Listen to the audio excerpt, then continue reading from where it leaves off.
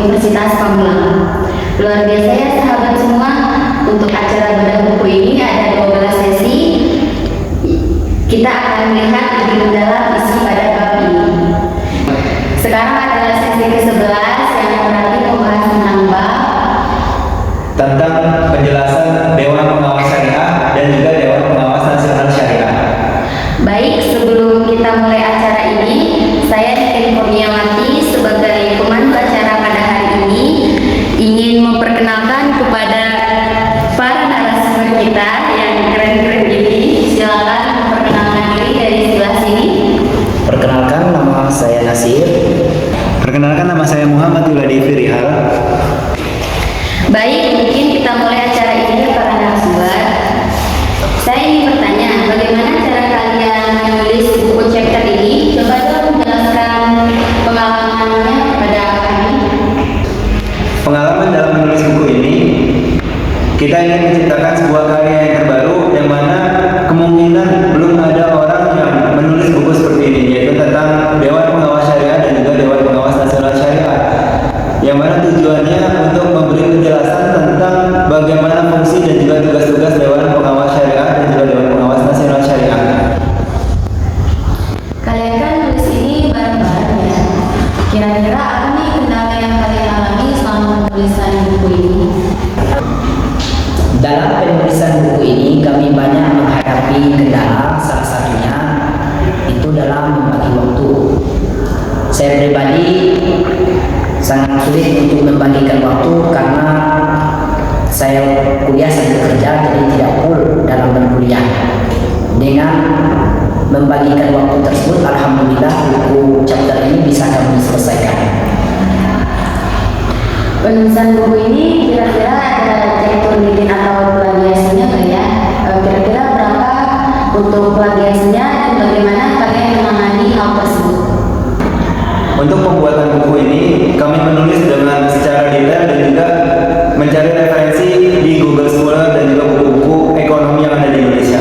Kemudian untuk plagiasi yang telah dicek Turnitinnya, kita mendapatkan sebanyak 20%, yaitu termasuk kategori yang ringan untuk cek plagiasi. Terus saya dan sahabat di sana ingin tahu nih isi buku ini, boleh kan para narasumber? Boleh. Sebelumnya saya mau tanya nih, kira-kira tujuan kalian menulis bab dari buku ini apa ya? Tujuan penulisan dari bab buku ini adalah ingin mengetahui tugas dan fungsi serta pelaksana dari lembaga Dewan Pengawas Syariah dan juga Dewan Pengawas Nasional Syariah. Itu tujuan kami membuat buku ini. Coba dong menceritakan secara lengkap isi dari bab buku ini tuh isinya apa aja ya? Dalam buku ini yaitu bab pertama membahas tentang Dewan Pengawas Syariah. Pengertian Dewan Pengawas Syariah itu memiliki peran yang sangat penting dalam sektor keuangan syariah Indonesia. Dewan Pengawas Syariah memiliki fungsi utama dalam menjamin bahwa produk dan layanan keuangan disediakan oleh lembaga-lembaga keuangan syariah seperti bank syariah dengan prinsip-prinsip syariah dan aturan-aturan hukum Islam. Departemen Dewan Pengawas Syariah dalam bank syariah memiliki peran penting dalam memastikan bahwa semua prinsip syariah Islam bertugas menyusun kebijakan,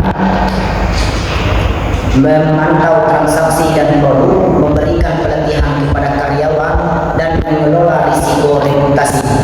Kehadiran Dewan Pengawas Syariah membantu bank syariah menjaga kepatuhan, melindungi reputasi, dan mengelola risiko termasuk risiko likuiditas yang bisa menimbulkan jika reputasi bank terganggu.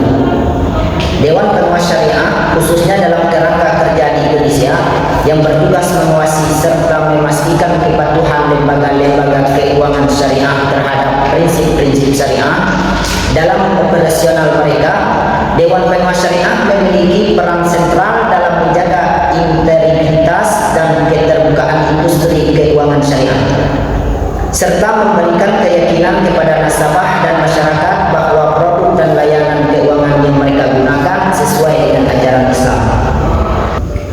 Fungsi Dewan Pengawas Syariah berperan kunci dalam mengawasi dan mengontrol aktivitas lembaga-lembaga keuangan syariah. Dewan Pengawas Syariah bertanggung jawab untuk memastikan bahwa lembaga-lembaga ini mematuhi prinsip-prinsip syariah dan berkontribusi pada perkembangan industri dan keuangan syariah secara keseluruhan.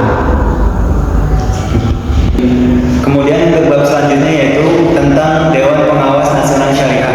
DPNS merupakan sebuah badan atau lembaga yang berfungsi untuk mengawasi, mengatur, dan bertugas mengkoordinasikan seluruh sektor keuangan syariah di tingkat nasional. Jadi bukan hanya tingkat kecil, namun DPNS ini memiliki fungsi mengawasi secara menyeluruh dan juga di tingkat nasional.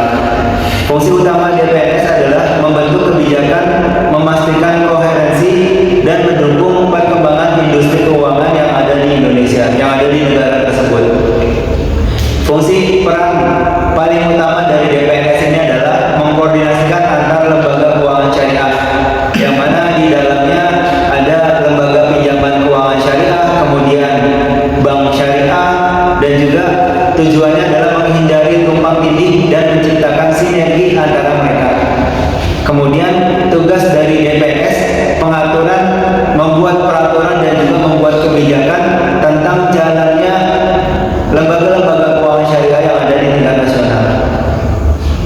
Kemudian dari DPNS tersebut memiliki tugas pengawasan dan juga pengendalian tentang jalannya lembaga-lembaga keuangan syariah yang ada di tingkat nasional.